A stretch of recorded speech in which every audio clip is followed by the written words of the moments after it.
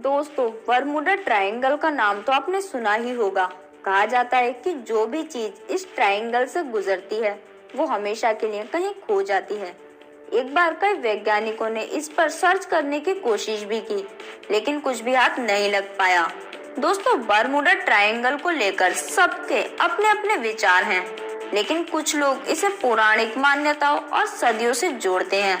कहा जाता है कि बरमूडा ट्रायंगल की कहानी हनुमान से जुड़ी हुई है। असल में बरमूडा ट्रायंगल अपने आप में कोई जगह नहीं है, बल्कि ये प्यूरिको रिको, फ्लोरिडा और बरमूडा आइसलैंड तीन जगहों के आसपास को जोड़ने वाली रेखाओं के बीच का स्थान है, जो समुद्र के बीच स्थित है और धरती पर मौजूद सबसे रहस्यमय जगहों में से एक। बरमूडा ट्रायंगल को शैतानों का अड्डा भी कहा जाता है।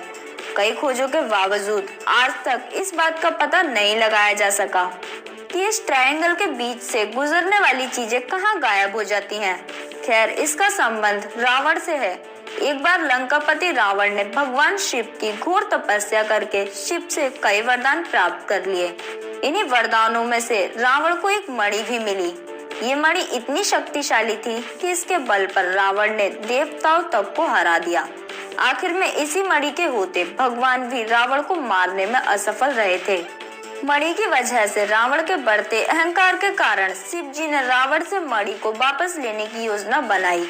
शिव जी ने संत का रूप धारण किया और वो लंका पहुंच गए और फिर भिक्षा मांगने लगे। शिव के भिक्षा मांगने पर रावण की पत्नी मंदोदरी उन्हें भिक्षा देने आई।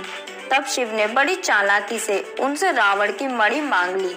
हालांकि मंदोदरी मन ही मन ये जान गईं कि ये कोई मामूली संत नहीं है, इसीलिए उन्होंने बिना देर किए रावण की मणि शिव जी को सौंप दी। जब ये मणि रावण से छिन गई तो उसकी आधी शक्ति उसके पास से चली गई।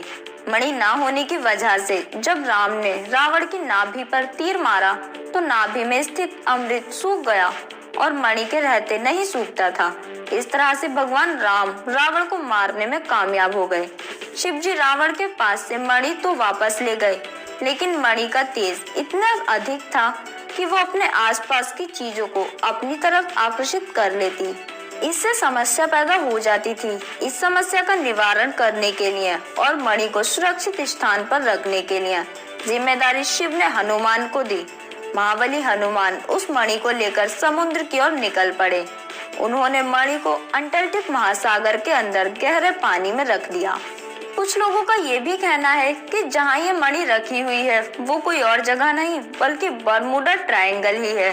इसीलिए बरमूडा ट्रायंगल के ऊपर से गुजरने वाले विमान समुद्र की ओर आकर्षित होते हैं और ये समुद्र में समा जाता है, क्योंकि मणि में हर चीज को अपनी ओर आकर्षित करने की क्षमता है। शायद इसी वजह से ऐसा होता है। इस तरह हनुमान जी की कथा से यह साबित होता है कि बरमूडा ट्रायंगल हनुमान जी ने बनाया था। इसमें उन्होंने रावण की मणि मतलब शक्तियों को छुपा कर रखा।